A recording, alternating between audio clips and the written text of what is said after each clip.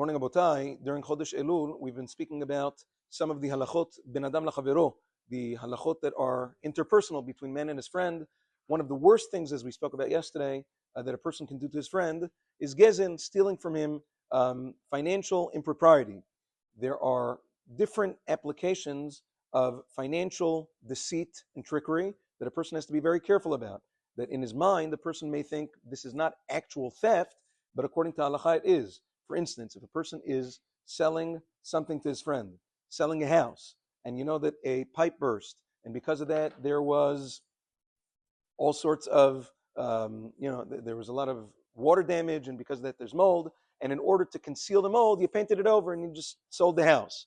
You're selling a car, and you know that there was terrible body damage to the chassis, and now it got, you covered it over, and now you're selling it as is. The halacha is, although I'm not stealing from him, just withholding information, that is considered gnevat mamon. That's considered a form of theft, and depending on the kind of damage, it can also constitute a mekach ta'ut. A person can renege on the sale as a result of that. You have to be very careful.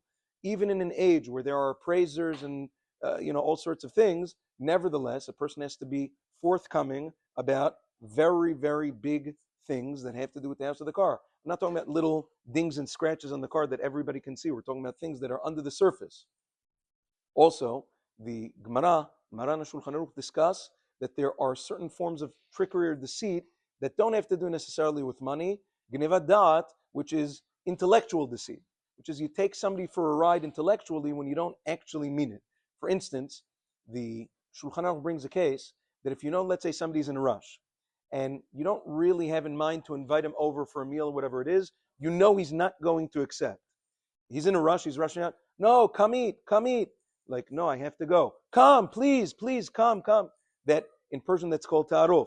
That's gnevat da'at isur deoraita. There's an isur deoraita to do that. Nevertheless, the Sma, Sefer Meirat Einaim, writes that if it's just done in a respectful manner, meaning just politely, would you like to come over? You're not pushing, you're not annoying about it. You just say one time respectfully. Over there, since not extending such an invitation can sometimes be considered disrespectful, he says that's not considered gnevat da'at, mikol makom, to be overly pushy about it when you have no intention of following through and you know that the person's not going to accept. You're representing yourself as some gracious person when that's not really your kavanah. That is called gnevat da'at, intellectual deceit. We'll continue Bezat Hashem tomorrow. Have a wonderful day.